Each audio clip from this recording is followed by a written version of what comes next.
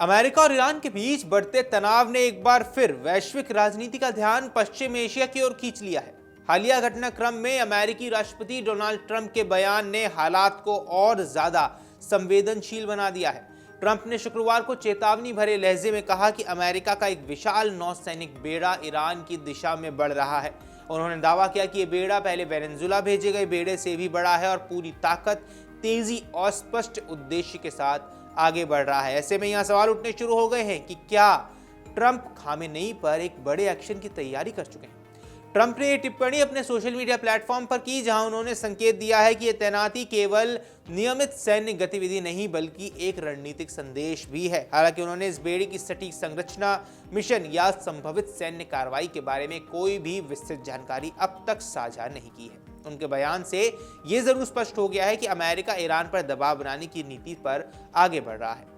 Trump ने साथ ही यह दावा भी किया है कि ईरान समझौता करना चाहता है। हालांकि इस कथन के समर्थन में उन्होंने कोई आधिकारिक संवाद, प्रस्ताव या राजनीतिक पहल का विवरण नहीं दिया है।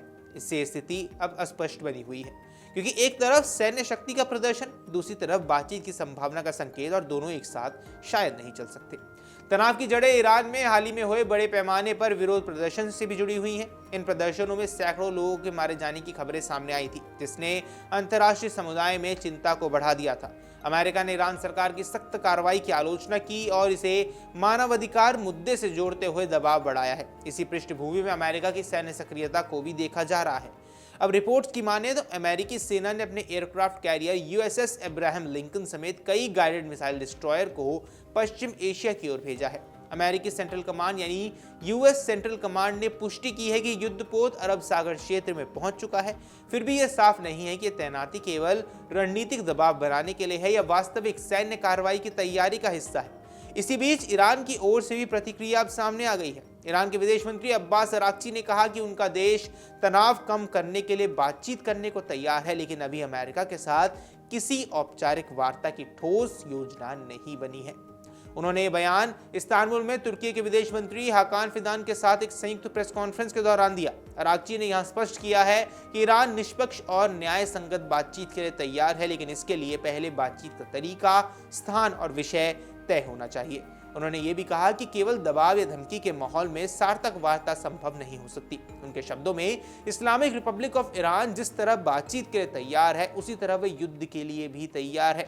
ये बयान संकेत देता है कि ईरान कूटनीति का दरवाजा खुला रख रहा है, लेकिन साथ ही अपनी सैन्य तैयारी पर भी भरोसा जता रहा है। क्षेत्रीय स्तर पर भी इस तनाव को लेकर चिंता काफी ज्यादा बढ़ गई है। तुर्की ने ईरान के खिलाफ किसी भी सैन्य कार्रवाई का विरोध किया है। तुर्की के राष्ट्रपति रेसेप तैयब एर्दोगान ने ईरान के राष्ट्रपति मसूद पेजेश्कियान से फोन पर बातचीत की और अमेरिकी ईरान के बीच मध्यस्थता कराने की पेशकश की है। तुर्की का मानना है कि यदि सैन्य टकराव हुआ तो पूरे क्षेत्र में अस्थिरता फैल सकती है, जिसका असर ऊर्जा आपूर्ति, व्यापार और क्षेत्रीय सुरक्षा पर पड़ेगा।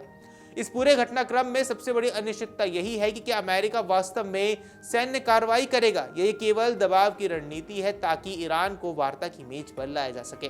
ट्रंप के बयानों से आक्रामक रुख का संकेत मिलता है, लेकिन कूटनीतिक चैनल पूरी तरह अब भी बंद नहीं हुए हैं। दूसरी ओर ईरान भी सार्वजनिक रूप से बातचीत की बात कर रहा है, हालांकि वह किसी भी अपमानजनक शर्त को मानने के मूड में नजर नहीं आता है।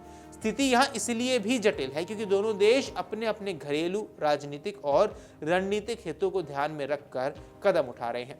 अमेरिका शक्ति प्रदर्शन के जरिए अपनी वैश्विक सैन्य उपस्थिति का संदेश देना चाहता है, जबकि ईरान क्षेत्रीय प्रभाव और राष्ट्रीय संप्रभुता को लेकर संवेदनशील नजर आता है। फिलहाल हालात युद्ध और वार्ता के बीच झूलते नजर आ रहे हैं। एक तरफ विमान वाहक पोत, मिसाइल विध्वंसक और सैन्य अभ्यास हैं, दूसरी तरफ कूटनीतिक बयान और मध्यस्थता की पेशकश है। आने वाले दिनों में यह स्पष्ट हो जाएगा कि तनाव बातचीत की दिशा लेता है या सैन्य टकराव की ओर बढ़ता है। दुनिया की नजरें अब वॉशिंगटन और तेहरान दोनों की अगली चाल पर टिकी हुई हैं। अगर आप ये वीडियो YouTube पर देख रहे हैं तो हमारे चैनल को सब्सक्राइब कर बेल आइकन दबाएं और Facebook पर देख रहे हैं तो हमारे पेज को लाइक करें।